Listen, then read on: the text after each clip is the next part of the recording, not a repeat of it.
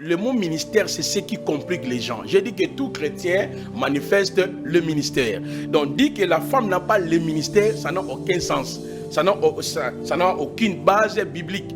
Parce que tout croyant exerce le ministère par le Saint-Esprit.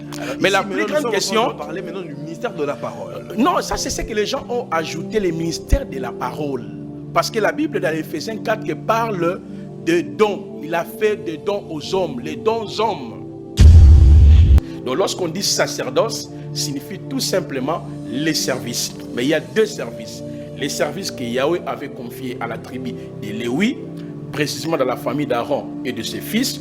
Tout sacrificateur était lévite, mais tout lévite n'était pas sacrificateur. Avant d'exercer même ces services-là, il y avait les prérequis que le Seigneur avait établis. Il y a les dons selon Éphésiens 4, apôtres, prophètes, docteurs, évangélistes et pasteurs. Donc quand moi j'enseigne, je suis en train d'exercer quoi? Le ministère. On m'appellera qui? Ministre. Absolument. Vous voyez, nous avons aussi les dons selon 1 Corinthiens 12 qui sont répartis en 3 catégories. Il y a les dons des révélations, les dons de la parole de connaissance, parole de sagesse, discernement des esprits.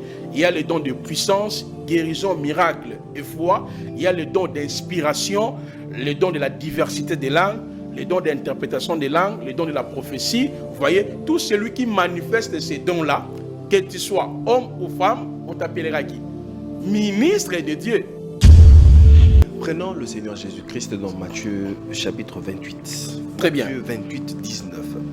Quand Jésus donne la commission aux 12, il dit, allez, faites de toutes les nations des disciples, les baptisant au nom du Père, du Fils et du Saint-Esprit.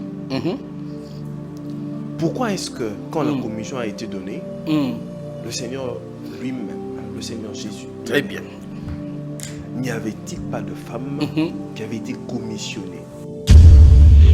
Les cultes, les promesses, les alliances, l'adoption, les patriarches appartenaient à un peuple, le peuple d'Israël.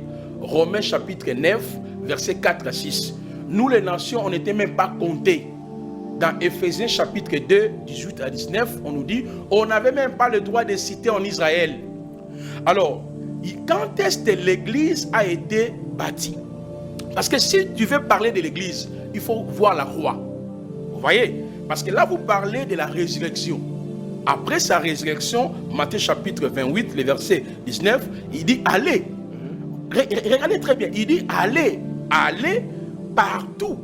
Ça, c'est la deuxième phrase de sa mission. Là, il devient le sauveur de toutes les races, de tout peuple, de toutes les langues et de toutes les nations. Absolument. C'est pour cela dans l'Apocalypse chapitre 5, 8, 10 nous dit quoi? Par son sang, il a racheté des hommes de toutes les tribus, de tout peuple, de toutes les nations, de toutes les langues. Il les a fait un royaume de prêtres.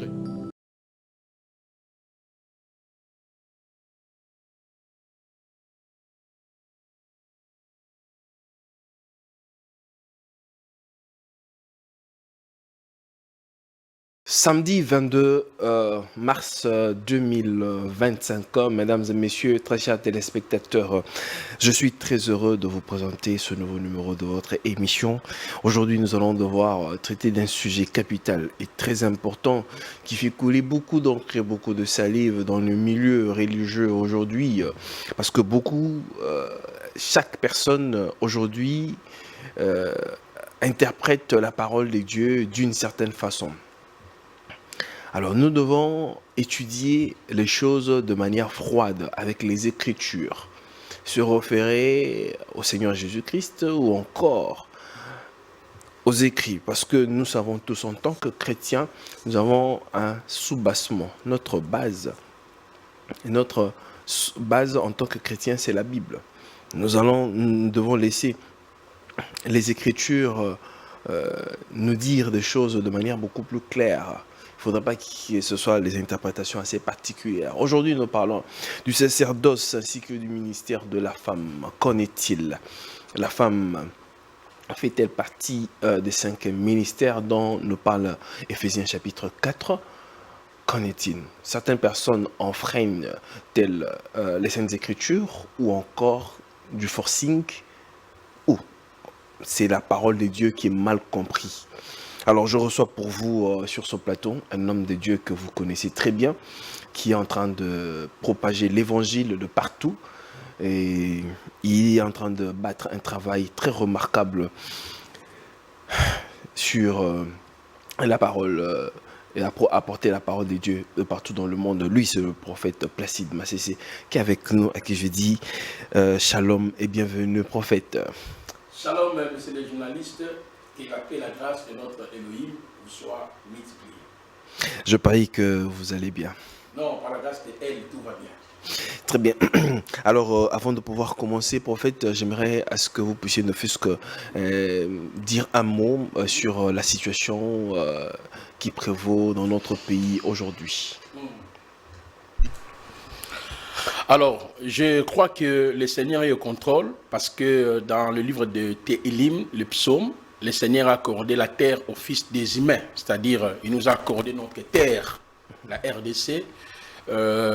Je crois que le Seigneur donnera toujours la force à notre armée. Et bien sûr, il va pouvoir accompagner notre président de la République. Il finira toujours à gagner cette guerre. Et je pense que pas seulement le président de la République, nous tous, étant que Congolais, nous gagnerons cette guerre et nous le croyons. Et nous encourageons même nos vaillants soldats qui sont au front. Que la grâce et la miséricorde de notre Elohim vous soient multipliées. Et la victoire est sûre et certaine. Très bien, alors ouvrons directement cette émission, prophète. Avant d'entrer dans le fond, j'aimerais que vous puissiez nous définir deux choses. C'est quoi un sacerdoce? Très bien. Le mot sacerdoce signifie tout simplement service. Okay. D'une manière simple, quand on dit sacerdoce, veut dire service. Mais dans la Bible, il y a deux sacerdoces. Il y a les sacerdoces lévitiques, c'est-à-dire les services que Yahvé avait confiés à la tribu des Lévi, précisément dans la famille d'Aaron et de ses fils. Le but de ces services-là, c'était pour pouvoir réconcilier l'homme qui s'est détaché, n'est-ce pas, dans le jardin d'Éden par la désobéissance d'Adam et Ève. Et lorsqu'il y a eu, n'est-ce pas, la chute, les sacerdoces interviennent dans le but de réconcilier, de ramener l'homme avec le Seigneur par le système sacrificiel. Vous voyez, c'est ce qu'on appelle le sacerdoce lévitique. Eh bien, nous avons aussi le sacerdoce royal. Vous trouverez par exemple l'expression dans 1 Pierre chapitre 1er, le verset 2, 8, 9, Apocalypse chapitre 1, le verset 4, Apocalypse 5, le verset 8 à 10, il nous a fait tous un royaume de sacrificateurs. Nous sommes un sacerdoce royal. Les sacerdoces royales signifient les services auxquels Yahweh lui-même a accompli pour nous, pour pouvoir nous ramener en lui-même. 2 Corinthiens chapitre 5, depuis le verset 17 jusqu'au verset 21, je paraphrase. Elohim était à Mashiach, réconciliant le monde avec lui-même, en n'imputant pas aux hommes leurs offenses. Donc lorsqu'on dit sacerdoce, signifie tout simplement les services. Mais il y a deux services. Les services que Yahweh avait confiés à la tribu de Lévi, précisément dans la famille d'Aaron et de ses fils. Tous sacrificateurs étaient lévites, mais tous lévites n'étaient pas sacrificateurs. Avant d'exercer même ces services-là, il y avait les prérequis que le Seigneur avait établis. Lorsque vous lisez dans Vaïgra, c'est-à-dire Lévitique chapitre 8, le verset 1 à 32, vous lisez aussi dans Shemot, Exode chapitre 28 et puis chapitre 29, vous trouverez il y avait 4 conditions. 1. Être ici de la famille d'Aaron. 2. Être désigné par l'Éternel. 3. C'était, n'est-ce pas, le vêtement sacré. Et 4. C'était la consécration. Donc voilà un peu l'ordre que l'Éternel avait établi dans la prêtrise aaronique. Mais dans les sacerdoces royales, le Seigneur, c'est lui seul qui nous a fait tous les royaumes des sacrificateurs. Que ce soit les femmes ou les hommes, nous sommes des prêtres et des rois. Nous arriverons très bien. Alors, c'est quoi le ministère de la parole? Parce qu'on entend souvent parler ministère de la parole, ministère de la parole. Très bien, très bien, très bien. Alors, le vocable même ministère ou bien ministre s'embrouille beaucoup de personnes. Très bien. Tout chrétien est ministre et en même temps, il exerce le ministère. Parce que le mot, par exemple, ministère, ça vient du mot grec diakonia. Diakonia veut dire serviteur ou bien exercer un service en faveur des autres. Maintenant, le mot ministre, dans la langue grecque, il y a plusieurs termes tels que diakonos, qui veut dire aussi domestique, subordonné, messager, serviteur. Il y a un autre mot qu'on appelle aussi dans la langue grecque, c'est le mot leitorogos. Le mot leitorgos signifie aussi un ministère public ou le serviteur de l'État, ou serviteur ou ministre. Donc ce mot ne s'applique pas seulement à nous les pasteurs, les prophètes, les docteurs.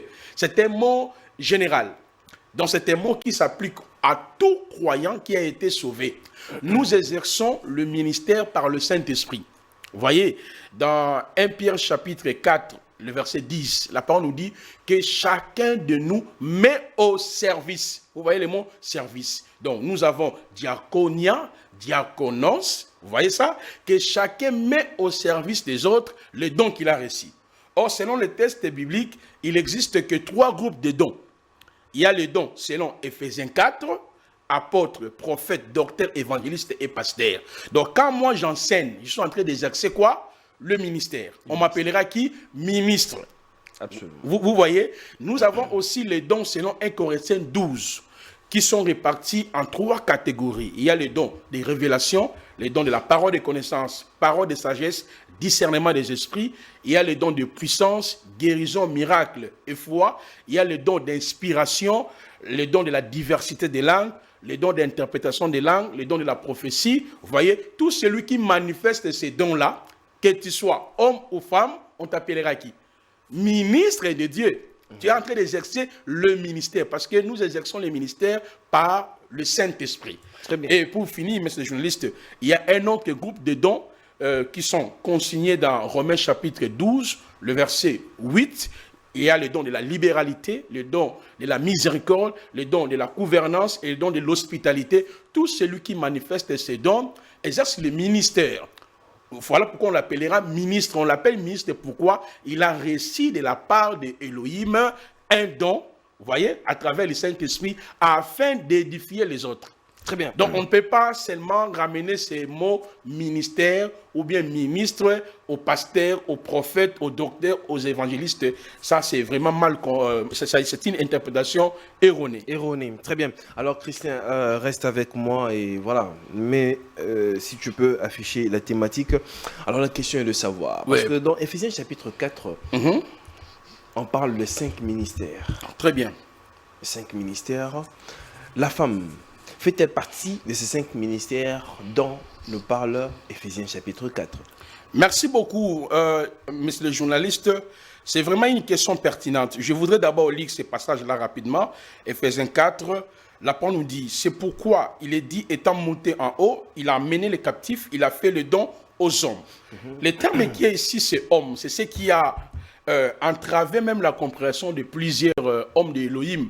Parce que moi aussi, j'avoue, dans les temps, je disais que la femme ne peut pas être qu'apôtre, ne peut pas être que prophète, ne peut pas être que docteur, évangéliste. Quand vous entrez dans une église où une femme est en train de prêcher, prends ta Bible et tes enfants, il faut fuir. C'est Jézabel, c'est démoniaque. C'était justement notre insuffisance de la connaissance de la Bible, des aimants, de la langue de la révélation. Parce que l'Ancien Testament a été écrit dans la langue hébraïque. Ok?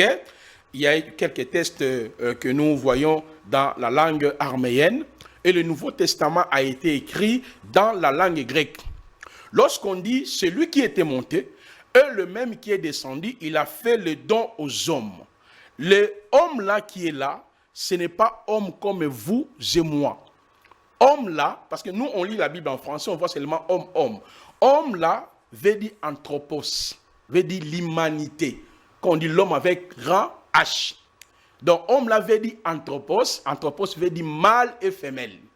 Vous voyez ça? C'est que parmi les humains, Dieu a choisi mâle et femelle, les a dotés de dons comme apôtres, prophètes, docteurs, évangélistes. Donc ça n'a rien à voir avec l'homme comme vous et moi.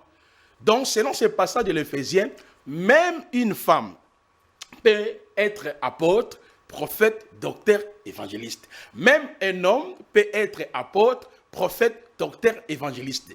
Donc l'apôtre Paul atteste véritablement que Yahweh, c'est lui qui était descendu, c'est le même qui est monté, il a ramené les captifs. Donc parmi les captifs là, parce que l'apôtre Paul a récupéré ce texte dans Téhilim, dans les psaumes, le mot qui est là c'est Adam. Adam veut dire terrien, veut dire tiré de la terre ou le père de tous les vivants. Donc parmi les êtres humains, il a choisi mâle et femelle, anthropos, il les a accordé le don. Très bien. Prenons le Seigneur Jésus-Christ dans Matthieu chapitre 28. Très bien. Matthieu 28, 19. Quand Jésus donne la commission aux 12, il dit, allez, faites de toutes les nations des disciples, les baptisant au nom du Père, du Fils et du Saint-Esprit. Pourquoi est-ce que, quand la commission a été donnée, le Seigneur lui-même, le Seigneur Jésus, très bien, n'y avait-il pas de femmes qui avaient été commissionnées? Très bien, très bien. Parce que parmi les personnes qui accompagnaient le Seigneur Jésus, on voit Marie Magdala, on voit Marthe qui était aussi, qui faisait partie d'une certaine façon, il y avait aussi des femmes. Mais quand la commission a été donnée, elle a été donnée aux 12. Et pourquoi il n'y avait pas de femmes? Éclairez-nous sur la question. Merci, monsieur le journaliste. J'aime vraiment vos questions. Elles sont pertinentes. Vous savez, c'est ce qui complique les chrétiens. C'est la même question qui revient à chaque fois. Pourquoi Christ n'avait-il pas choisi des femmes comme pasteur, prophète, docteur, évangéliste? Vous allez voir que le ministère de Yahushua a des phrases. Dans la première phrase de sa mission, il n'a jamais envoyé ses disciples chez les païens. Vous voyez ça? Parce que il est né sous la loi, il a grandi sous la loi, il ne faisait qu'obéir à la loi. Là, ce sont les éléments qui sont en train d'abord d'ajouter avant de répondre quasiment à la question. Yahushua, son ministère a des phrases. Dans la première phrase, 1, il est le sauveur d'Israël. Il est le libérateur d'Israël. Aucun apôtre de son vivant est parti prêcher les nations. Prenons par exemple dans Matthieu chapitre 10, le verset 1 à 6. Il les a dit, n'allez pas chez les nations.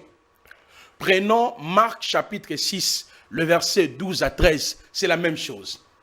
Mais dans la première phrase de sa mission, monsieur le journaliste, il avait libéré un projet qu'il allait bâtir. Matthieu chapitre 16, verset 15 à 19. Il a posé la question à ses disciples pour savoir ce que les gens pensaient sur son sujet. Il y a eu des réactions mitigées.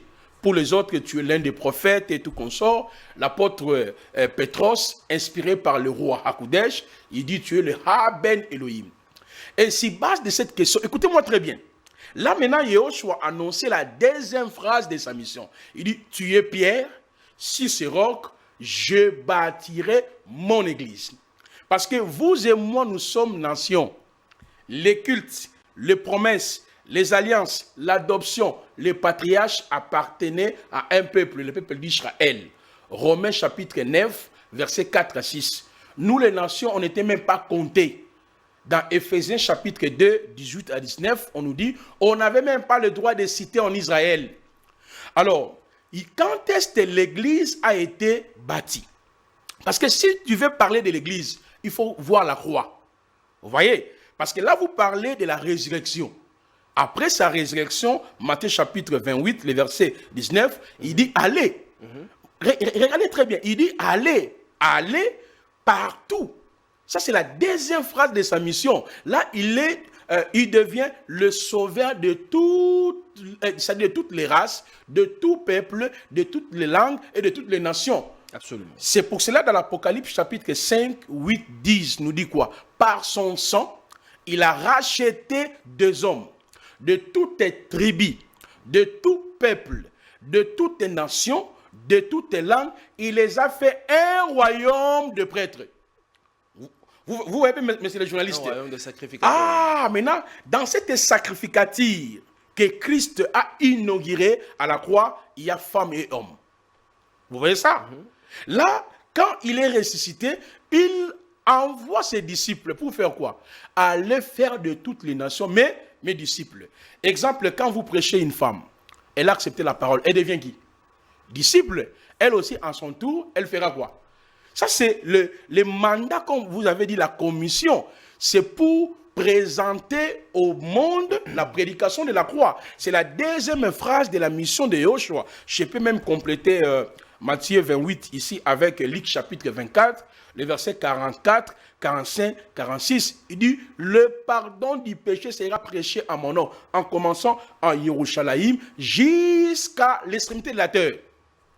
Donc, dans la deuxième phrase de sa mission, c'est là où on peut parler de l'Église. Ici, là, l'Église est née spirituellement à la croix, parce que le sang a été vexé. Mais il fallait que les élus, là, bénéficient aussi de l'Évangile, parce qu'ils ont été déjà rachetés à la croix. Mais comment ils seront sauvés? Romains 10 nous dit, 1, 4, 5, 6, 7, 9, comment croiront-ils s'il n'y a pas ceux qui prêchent? Donc ça dit qu'une fois que l'évangile est venu vers moi, on me prêche et directement je suis sauvé. Mais vous ne trouvez pas que ça c'est du forcing? Prenons par exemple, oui.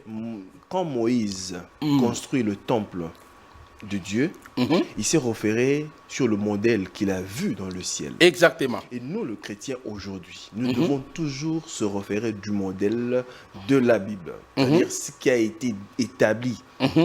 Pour nous, l'absolu, c'est la Bible. Exactement. Qui est, que ce soit dans l'Ancien Testament, vous avez parlé des Lévites ici. Il n'y avait que des hommes.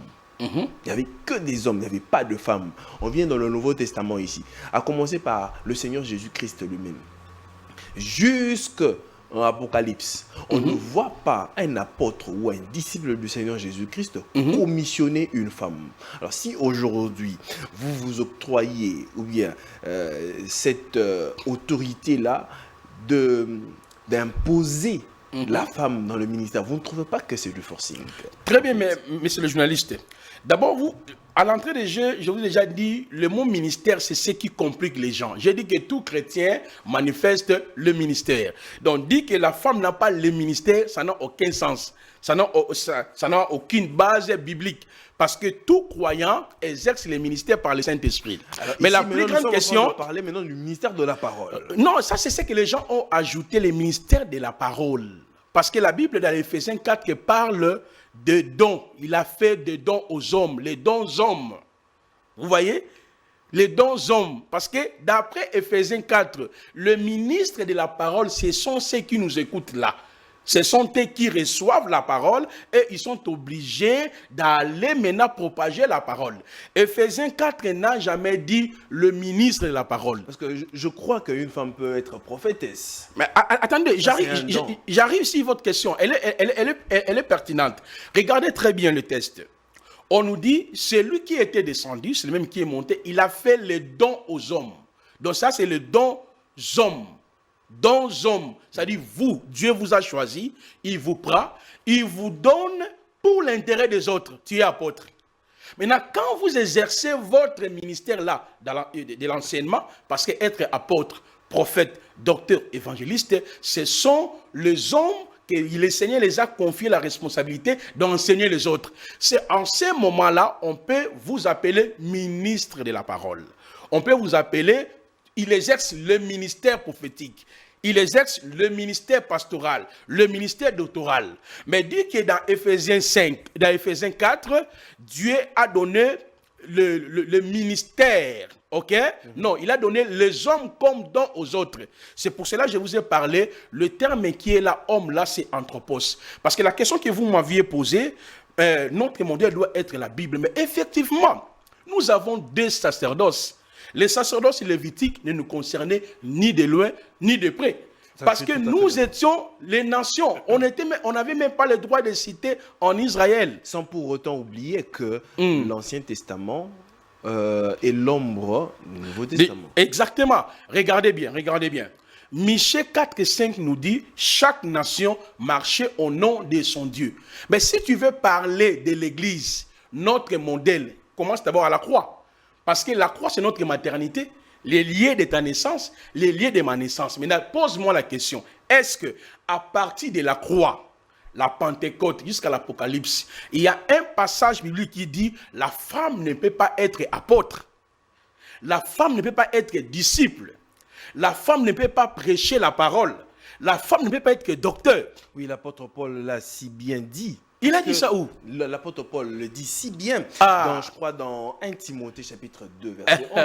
Voilà. L'apôtre Paul dit, je ne permets pas à la femme de prêcher, ni encore de prendre l'autorité dans l'assemblée des saints. Merci beaucoup, monsieur le journaliste. J'aime votre intelligence parce que vous posez des questions vraiment extraordinaires. Alors, regardez très bien. J'étais en train de dire, nous sommes les nations. Notre naissance commence à partir de la croix. C'est-à-dire, si tu me dis, dans l'Ancien Testament, il n'y avait pas prêtre femme, ou je ne sais pas, prêtresse ou prêtre femme, je dirais oui, amen. Parce que dans l'Ancien Testament, celui qui lisait, qui faisait la lecture solennelle de la loi, c'était le sacrificateur. Malachie 2, 6, 7, 10. Donc la femme n'avait pas droit à la sacrificature. Mais c'est différent avec la sacrificature de Yahushua, où nous tous, nous sommes intronisés, intégrés dans la sacrificature par sa mort à la croix. Vous voyez un peu la différence? Là-bas, il y avait la notion discriminatoire, mais dans la prêtrise royale, cette notion discriminatoire n'existait pas. Donc la femme ou l'homme bénéficie quoi? Du service. Vous voyez ça? Maintenant, je reviens sur la question. Vous avez dit dans 1 Timothée 2, le verset 12 à 13, Paul a dit que je ne permets pas la femme d'enseigner ni d'avoir l'autorité sur son mari. Monsieur le journaliste, en vous écoutant, je sens que vous êtes tellement intelligent. Est-ce que dans ces passages-là, quand vous-même vous les lisez, ou ceux qui nous suivent à la maison, vous les lisez, il est écrit, Paul, il dit, je ne permets pas à la femme d'être pasteur, d'être prophète, d'être docteur, d'être évangéliste. Est-ce que c'est écrit comme ça? Il parle seulement, je ne permets pas à la femme d'enseigner, ni d'avoir l'autorité sur son mari. Dès le début, je vous ai dit, la langue de la révélation, elle est importante dans la chaîne de transmission. C'est-à-dire, lorsque vous voulez interpréter un texte. Lorsque nous lisons, exemple en français, on voit, je ne permets pas à la femme d'enseigner, ni d'avoir l'autorité sur son mari, et sur l'homme. On dit, vous voyez, la femme ne peut pas être pasteur, ne peut pas enseigner. Ça, c'est la langue française. Quand vous prenez ces textes dans la langue grecque, le terme qui est femme là, c'est goun. Goun, on fait la référence à la femme mariée ou fiancée. L'homme qui est là, le terme l'homme qui est là, c'est honneur. Honneur, c'est époux. Vous voyez, cela veut dire quoi? Paul disait à Timothée, je ne permets pas à la femme épouse d'exercer l'autorité sur son mari honneur. Donc, si je veux bien comprendre, oui. C'est-à-dire que cette femme-là, qui doit exercer le ministère de la parole, qui doit prêcher l'évangile, elle ne doit pas être une femme mariée. Non, je ne suis pas en train de dire ça. Je donne d'abord le sens contextuel. Parce que dans la langue grecque, pour parler de la femme, si vous prenez par exemple dans Marc chapitre 10, le verset 6, on dit au commencement de la création, Dieu fit créer l'homme et la femme. Lorsqu'on dit homme, c'est arène, le mot arène. Donc si le ministère apôtre, prophète, docteur, évangéliste était confié aux hommes masculins comme vous et moi, Paul aurait écrit dans Éphésiens 4, ok, celui qui était descendu, c'est le même qui est monté, il a fait le don au arène. Mais quand il a dit anthropos, c'est le même mot qui s'applique aux hommes, qui s'applique aux femmes pour parler de l'humanité. Maintenant, toujours dans Marc chapitre 10, 6, au commencement de la création, Dieu fit créer l'homme et la femme. Le terme qui est femme là, c'est telous. Vous voyez ça? Telous veut dire une femme en général. Exemple, vous êtes marié, non? Vous voyez, moi je suis marié, non? Ça dit, on dira c'est une femme mariée. C'est ça, goun, dans 1 Timothée. Parce que 1 Timothée, 2 Timothée, ce sont des lettres pastorales. Donc, comme vous expédiez une lettre à l'un de vos fils dans la foi de l'église de Gombe. Parce qu'il y a eu des désordres dans l'assemblée. Vous voyez, maintenant, vous avez rédigé une lettre pour dire, mon fils Gaylor, je ne permets pas aux femmes mariées d'exercer l'autorité. Parce que le mot autorité qui est là, c'est Otanteo. Agir avec force sur leur mari. Mais vous ne savez peut-être pas, parce que quand on exerce la parole, on a de l'autorité et ainsi que de l'ascendance sur les personnes sur qui on... Bien sûr, mais si une femme est associée, ok, à être apôtre, à être prophète, à être docteur, l'autorité dont il est question, c'est l'enseignement. Paul n'a jamais interdit ça. Non, parce que Oui. l'apôtre Paul renchérit, il continue pour dire que... Il dit, il nous ramène maintenant dans la Genèse. Il Très dit bien. Que ce n'est pas l'homme qui a été séduit, mais c'est plutôt la femme qui a été séduite. Merci. Voilà pourquoi la femme ne peut pas exercer. Très bien. Monsieur le journaliste, je l'ai dit, vous êtes super intelligent. Rentrons d'abord dans l'histoire avant de revenir sur la question.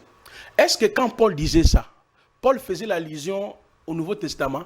C'est-à-dire la femme dans une église ne peut pas prendre 1 Corinthien, 2 Corinthiens, 1 Timothée, 2 Timothée. C'est pratiquement impossible parce que le Nouveau Testament fut compilé en 3 temps. Premièrement, au 1er siècle, après le départ des apôtres, il y a eu un homme qui s'appelle Marcion. On peut aller même sur Google, vous tapez Marcion. C'est lui qui a réuni les écrits, quelques écrits, les récits des apôtres. Et il a réuni ça pour créer une secte. Il parlait de 2 dieux. Le Dieu de l'Ancien Testament, c'était un mauvais Dieu. Le vrai Dieu, c'est le Dieu du Nouveau Testament. Deuxièmement, les écrits du Nouveau Testament furent compilés au 3e siècle. C'est là où on avait écarté les livres des Hébreux et les livres d'Apocalypse. Et c'est au 3e siècle, pardon. Au 4e siècle, c'est là où on a reconnu l'authenticité illimitée des écrits du Nouveau Testament. Il y a eu ce qu'on appelle le Nouveau Testament, parce que l'Ancien Testament existait bel et bien. Qu'on appelle les Ha-Torah, les Ha-Nevi'im, les Ha-Ketuvim, ça existait. Maintenant, lorsque Paul dit que je ne permets pas à la femme d'enseigner, vous voulez que cela veut dire que Paul disait la femme ne peut pas prendre la Bible pour enseigner, parce que la Bible, le Nouveau Testament n'existait pas. Et puis, toutes les lettres que les apôtres expédiaient dans les églises, dans leur tête, ce n'était pas comme une Bible. C'était des lettres, des enseignements dans le but de recadrer les fidèles, de ramener le fidèle. Mais l'apôtre Paul ici, il est dans le Nouveau Testament. C'est après le Seigneur Jésus-Christ. Exactement. J'arrive maintenant sur ta question. Lorsqu'on dit enseigner, c'est un verbe qui veut dire didasco. Vous voyez ça? Exemple, vous êtes à la maison, je prends par exemple le discours du chef de l'État. Quand le chef de l'État est en train de faire l'homélie, son discours, est-ce qu'il n'est pas en train d'enseigner? Il est en train de prêcher. C'est-à-dire, quand on dit enseigner, prêcher, ce n'est pas prêcher Bible, c'est un verbe qui veut dire seulement enseigner, instruire ou tenir des discours. C'est-à-dire, une femme mariée n'a pas le droit de tenir des discours didactiques sur son mari. C'est ce que vous-même vous avez même ajouté. Paul a ramené Timothée dans le commencement, ou dans le commencement, qui est le chef de la femme. C'est l'homme qui est le chef de la femme. Et Paul, dans 1 Corinthiens 11, il a décrit, n'est-ce pas? Il dit, Dieu est le chef de Christ, Christ est le chef de l'Église, l'homme est le chef de la femme. Maintenant, ici, l'apôtre Paul ne décrit pas dans le sens dont vous êtes en train de parler. Non, c'est parce que... L'apôtre Paul fait plutôt allusion à la chute de la femme, parce que la femme a été séduite, elle a été... Elle a été séduite et c'est par rapport à ça que... Mais exactement. Mais la femme là, voilà pourquoi je te dis, la femme là, comme c'est femme, c'est la langue française, la langue des étrangers, c'est qui nous complique. Mais quand tu lis dans les langues grecques, la femme là c'est Goun. Goun, c'est la femme mariée. 1 Timothée, 2 Timothée, c'est une lettre comme moi là. J'ai rédigé une lettre. Je dis, messieurs, Placide m'a cessé. Voilà, les femmes mariées. Je ne permets pas aux femmes mariées. Prenons ce que l'apôtre Paul dit ici dans 1 Timothée chapitre 3. Ouais. Il dit, il faut donc que l'évêque soit irréprochable, mari d'une seule femme. Exactement. Mari d'une seule femme. Exactement. C'est-à-dire, voilà déjà un modèle que l'apôtre Paul montre et parle de l'évêque. Donc ici, il n'est pas question, il fallait que l'apôtre Paul dise aussi, il faudrait que l'évêque femme soit mari d'un seul homme. Mais ici, on dit bien que l'évêque soit marié d'une seule femme. Très bien, Et très bien. une très bonne précision là. Mais c'est les journalistes. Voilà pourquoi ils sont en train de dire l'aspect contextuel, linguistique dans l'interprétation des textes bibliques, elle est vraiment importante. Parce que nous risquerons de dire des choses que Paul n'a jamais dit. Parce que nulle part dans ces textes-là, Paul a dit « Je ne permets pas à la femme d'être apôtre, prophète, docteur, évangéliste. » Mais il dit « Je ne permets pas à la femme d'enseigner ni d'avoir l'autorité sur son mari. » Le terme qui est là, je dis Sur son mari. Oui. Attendez. L'apôtre Paul, il va ici dans 1 Corinthiens chapitre 14, verset 34. Exactement. Il dit ceci. Je dis que les femmes, pas la femme, que les femmes se taisent dans les assemblées, car il ne leur est pas permis d'y parler, mais qu'elles soient soumises, selon que dit aussi la loi. Si elles veulent s'instruire sur quelque chose, qu'elles interrogent leur mari à la maison. Car il est malséant à une femme de parler dans l'église. Est-ce de chez vous que la parole de Dieu est sortie? Où est-ce que vous seul qu'elle est parvenue? Si quelqu'un croit être prophète ou inspiré, qui reconnaisse que ce que je vous écris est un commandement du Seigneur. Très bien. C'est-à-dire que ça ne venait pas de l'apôtre Paul, mais j'ai dit Amen, parce que je ne peux pas contredire Paul. Très bien. Pour la raison, moi aussi je dis que je ne permets pas aux femmes de parler. Si elles ont des choses à demander, elles doivent demander à leur mari à la maison. C'est le commandement du Seigneur, je dis Amen. Le verset veut dire quoi? Quand on dit femme là, ce n'est pas télos. On fait toujours l'allusion aux femmes mariées. Les femmes là, c'est goun. Mais c'est les journalistes, nous sommes à l'ère de la technologie. Allez vérifier, même si vous les connaissez. Je vous avais demandé s'il s'agirait seulement de la femme mariée. Donc ça veut dire que si aujourd'hui la femme doit exercer le ministère de la parole, elle ne doit pas être une femme mariée. Non, je vais chuter par rapport à cette question-là. Ok? Je vais chuter par rapport à cette question-là. Mais permettez-moi d'abord d'avancer par rapport à ces tests-là. Je dis, c'est le commandement du Seigneur. La femme n'est pas chef de l'homme. La femme qu'on parle dans 1 Corinthiens 14, là, c'est toujours goun. Ce n'est pas télos. Voilà un peu la différence. Mais quand nous, on lit en français, femme, femme, femme, on voit directement femme en général. Vous voyez? Mais dans la langue grecque, on vous explique.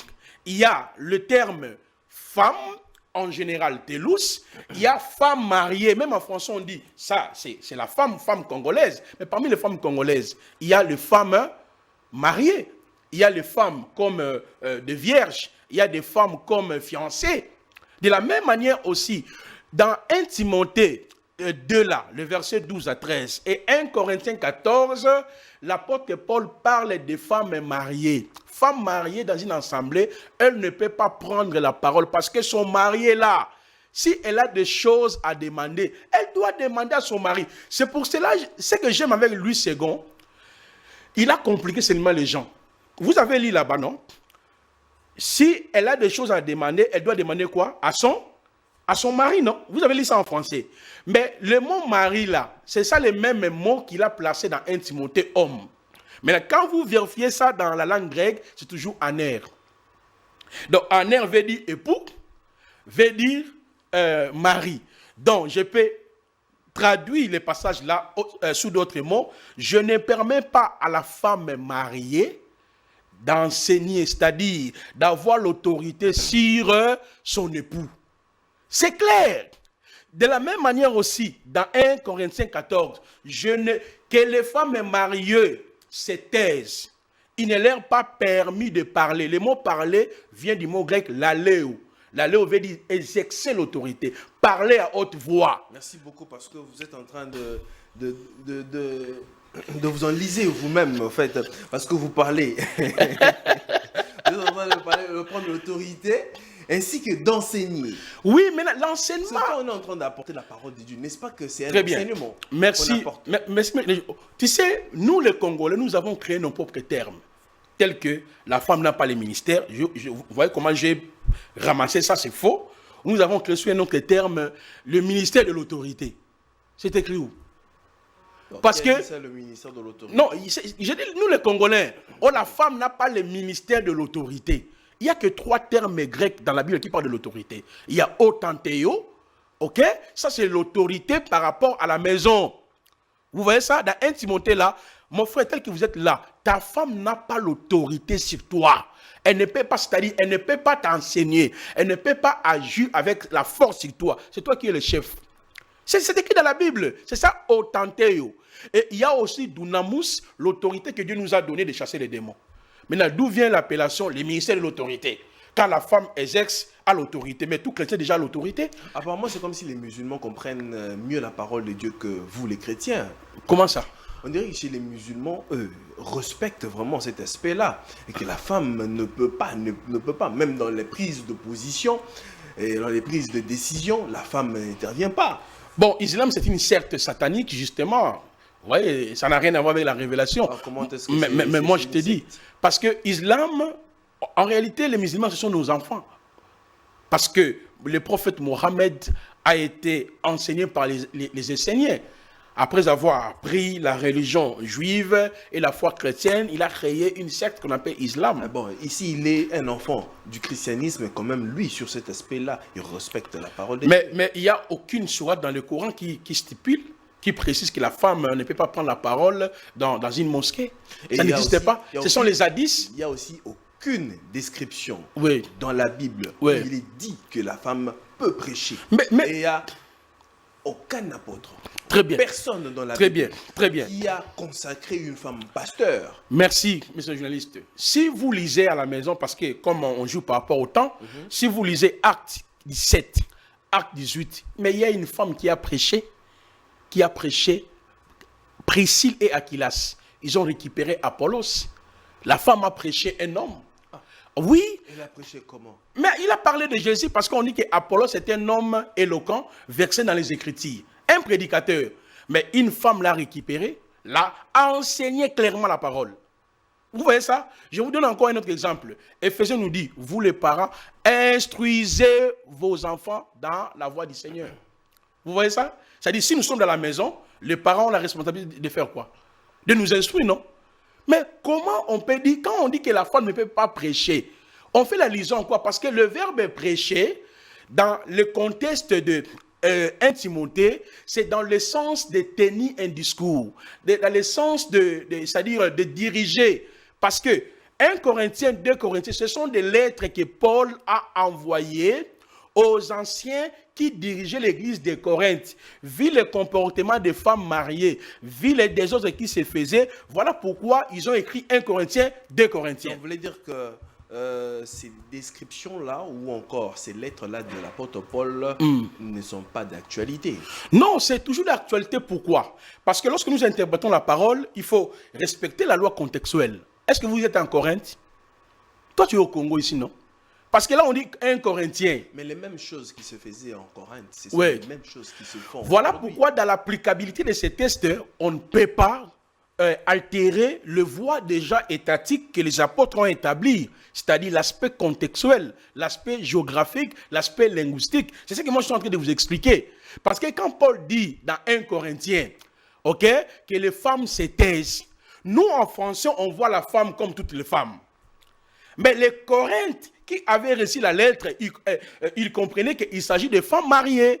Voilà pourquoi j'ai pris seulement des mots pour vous faire comprendre la chose. Je vous ai dit, si c'était les femmes en général, Marc 10 et 6 nous dit, au commencement de la création, Dieu fit créer l'homme et les femmes. Les femmes, là, c'est vérifié même sur Google, c'est Télus. Télus, c'est femme générale. Mais pour parler de la femme mariée, comme ta femme, le terme c'est Gund. Vous voyez un peu, monsieur le journaliste. Donc, dans 1 Timothée chapitre 1, le verset 2 à 13, 1 Corinthiens chapitre, n'est-ce pas, 14, Paul fait mention des femmes mariées. C'est-à-dire, ça c'est l'autorité de la famille. C'est-à-dire, dans la famille, c'est l'homme qui exerce l'autorité. Donc, quand moi j'interprète 1 Corinthiens, 2 Corinthiens, est-ce que vous pensez que Paul pensait que ça deviendra un jour la Bible que les Congolais vont lire, les Anglais? Non, c'est juste une lettre. 1 Timothée, 2 Timothée. On dit 1 Timothée, lettre à Timothée. Monsieur le journaliste, c'est vous, vous avez rédigé votre lettre à votre fils. Mais nous croyons à cela étant la parole de Dieu dans l'applicabilité de certaines dispositions parce que l'Église est fondée sur l'enseignement des apôtres et des prophètes. Mais je ne peux pas ignorer l'aperçu linguistique, contextuel, géographique lorsque je vais appliquer ça. Mais comme nous comprenons la Bible en français, pour nous, la femme ne peut pas être que pasteur. C'est écrit où? Moi, je l'ai démontré que la femme peut être que pasteur, prophète. Pourquoi? Le mot qui est dans Éphésiens 4 là, c'est anthropos. Vérifiez ça. Veut dire mâle et femelle. Nous allons chuter par cette question ici. Ils étaient tous dans la chambre haute. Voilà. Quand ils ont tous reçu le Saint-Esprit, la Bible précise et dit bien, Pierre et les 12 se sont levés. Très bien. Pourquoi est-ce qu'il n'y avait pas de femmes? Parce qu'il y avait aussi des femmes là, dans la chambre haute. Très bien, monsieur le journaliste. J'avais déjà répondu à cette question, mais sous d'autres mots. Je vous ai dit, il y a 2 phrases de la mission de Yahushua. Dans sa première phrase, il est le sauveur, le libérateur d'Israël. Là, nous sommes dans la 2e phrase. Il fallait que les apôtres puissent partir. Mais les gens sur qui ils devaient aller prêcher l'évangile ont été déjà rachetés à la croix. Vous voyez le mystère. Parce que quand Christ meurt à la croix, ok? Apocalypse 5, 8, 10 nous dit quoi? Par son sang, il a racheté les hommes de toutes les tribus, de tout peuple et de toute nation. Mais comment ces gens-là sauront qu'ils ont été déjà sauvés?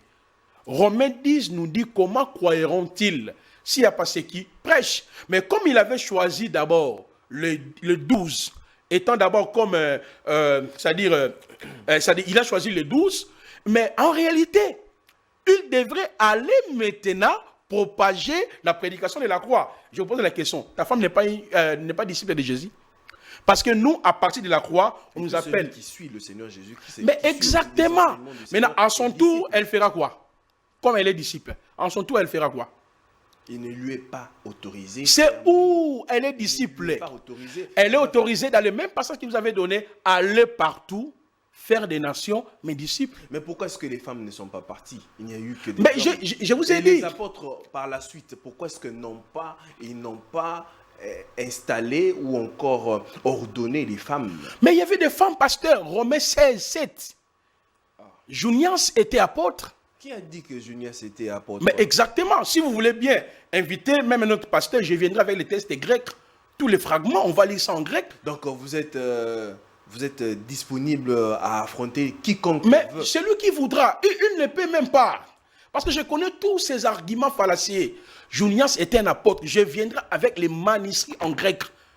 J'en ai le P42, le P52, plusieurs manuscrits. Si le pasteur sera capable, pas dans le verbiage, il va lire ça. Même quand vous lisez plusieurs textes, plusieurs versions qui témoignent que Junias était apôtre.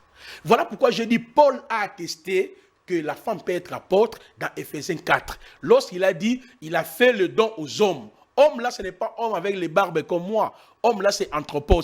Si les pasteurs, je pense que les pasteurs que là, vous allez inviter... Là, c'est peut-être une interprétation particulière. Mais nous allons vérifier les occurrences. Voilà pourquoi j'ai dit aux enfants de Dieu, allez sur Internet. Vérifiez vous-même, parce que nous sommes dans l'ère de la technologie. Hein. On ne peut pas tromper quelqu'un. Même si une personne ne maîtrise pas les grecs, l'hébreu, même vous pouvez vérifier. Vous verrez que anthropos, on dit mâle et femelle. Parce que... Ouais. Quand on parle, il a fait les dons aux hommes. Oui. Ici, on a bien mentionné H minuscule. Voilà. Non, ça c'est ce que vous avez lu dans la version Louis II. Je peux te présenter, même en français seulement, même plusieurs versions, vous allez voir qu'il y a seulement la contradiction entre les traducteurs. Mais quand vous retournez dans la langue de la révélation grecque, vous comprenez qu'on parle d'anthropos. Exemple dans ma version ici, hein. Je vais lire ça rapidement, monsieur le journaliste. Très bien, c'est par là que vous chutez. Voilà, je vais lire ça dans ma version ici. Vous allez voir que c'est différent. Je prends Éphésiens 4. Regardez ce que le texte nous dit. Celui qui est descendu, c'est le même qui est monté au-dessus de tous les cieux afin de remplir toutes choses. Ok? Ah voilà. C'est pourquoi il dit, étant monté dans la hauteur, il a capturé la captivité, il a donné des dons aux humains. Là-bas, on ne parlait pas des hommes, on parlait aux humains. Là, nous sommes dans quelle version? La Bible de Yahushua. Ok. On parle des humains. Pardon, monsieur le journaliste, le dernier passage. Okay. 1 Timothée là qu'on avait lu. Regardez ici. C'est une version très magnifique. Je prends 1 Timothée là. 1 Timothée 2. Je lis le verset 12e. Il dit, mais je ne permets pas à la femme d'enseigner ni d'user d'autorité sur les maris. Vous voyez ça? C'est toujours la Bible, non? Mais pourquoi il y a dit sur les maris? Lui-même explique ça même. Tout ce que je viens d'expliquer. Le mot traduit ici, ça vient du mot grec. Il explique ici. Donc le mari ici, c'est honneur. Donc ce sont les traducteurs qui nous ont mis dans cette confusion.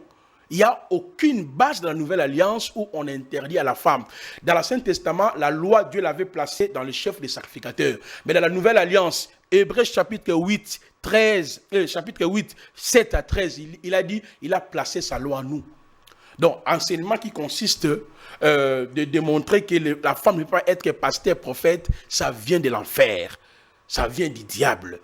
Dans les sacerdoces de Yahushua, nous tous, nous sommes égaux.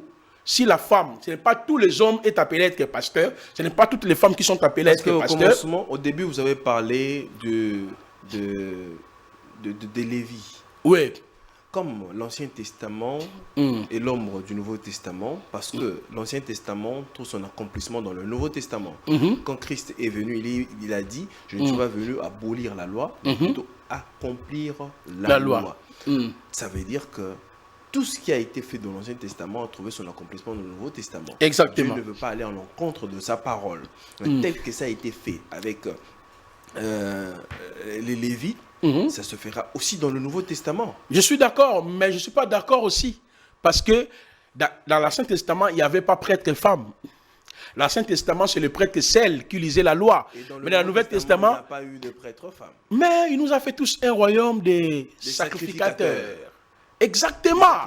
Il nous a fait tous un royaume. C'est-à-dire, pour être sacrificateur, d'abord, il faut être racheté. Par son sang, il a racheté des hommes. Même le mot homme, là, c'est toujours anthropos. On va vérifier ça si vous voulez. Anthropos veut dire mâle et femelle. Le mot homme, là. Donc, par son sang, il a racheté mâle et femelle. Il les a tout fait du royaume de prêtres. Il a placé sa loi. J'encourage les femmes. Nous sommes dans le mois des femmes. Vous voyez, les femmes de prêcher. Si Dieu vous a appelé dans les ministères, exercez votre ministère. Aucun pasteur peut vous empêcher. Ou dans l'Ancien Testament. Non. Nous, notre vie commence à la croix. Il doit vous montrer, est-ce que dans la Nouvelle Alliance, Jésus a dit que la femme ne peut pas être pasteur? Jamais. Est-ce que Paul a dit ça? Jamais. Par contre, je l'ai démontré, Paul a démontré clairement, c'est lui qui était descendu, c'est le même qui est monté, il a fait le don aux hommes, anthropos, mâle et femelle. Là, c'est le prophète qui est en train d'ajouter anthropos, alors que la Bible dit, il a fait les dons aux hommes. Mais homme, là, ça c'est en français, mais c'est les journalistes. Mais la Bible, là, c'est le Nouveau Testament, c'est en grec. 1 Timothée, 1 Corinthiens, les femmes qu'on parle là, c'est toujours goun, les femmes mariées. Ceux qui ont traduit aussi la Bible dans d'autres versions voudraient aussi se reconforter par rapport à leur position. Mais moi qui vous parle là, j'enseigne les Grecs, j'enseigne l'hébreu, l'arméen, je connais ça, j'ai pas aussi traduit une Bible comme celui qui a traduit cette Bible. C'est un Congolais. Il a traduit, c'est un Congolais. Donc vous pensez que lui, c'est un superstar et tout comme ça. C'est un homme comme toi et moi. Il a étudié les Grecs et l'hébreu. Nous tous aussi, par la grâce du Seigneur, nous avons étudié le grec et l'hébreu. C'est pour cela, si un pasteur est capable, il vient ici, il sera humilié. Là, je vous dis franchement. Donc, vous lancez un challenge à n'importe qui. Mais tout celui qui voudra, parce que je connais les petits arguments là qu'ils utilisent, s'ils seront capables de lire à la source, moi je suis disponible. Les femmes, je vous encourage, si Dieu vous a appelé à être apôtre, soyez apôtre. Prophète, prêche la parole, il n'y a aucune base biblique qui interdit à la femme de ne pas exercer les ministères, être apôtre, prophète, docteur. Prophète Placide, merci beaucoup d'être avec nous aujourd'hui et de nous éclairer sur le sujet. C'est moi qui vous remercie, monsieur le journaliste. Très bien, mesdames et messieurs, c'est par ici que nous mettons un terme. Le prophète est disponible à affronter n'importe qui. Vous vous sentez capable, vous avez des arguments solides pour rencontrer le prophète Placide sur la question du sacerdoce, encore le ministère de la femme. Il est disponible à rencontrer n'importe qui. Alors, pour le reste, moi je vous dis un grand merci d'avoir été très nombreux à devoir nous suivre. Continuez toujours à vous abonner sur notre chaîne et vous suivrez cette émission sur Congo Buzz Télévision et sur notre chaîne YouTube. Alors pour le reste, merci à la grande équipe de Congo Buzz Télévision, merci à Christin, merci à Bestel. On se retrouve très prochainement Bon week-end à vous, que la paix soit avec vous et que Dieu vous bénisse. Au revoir.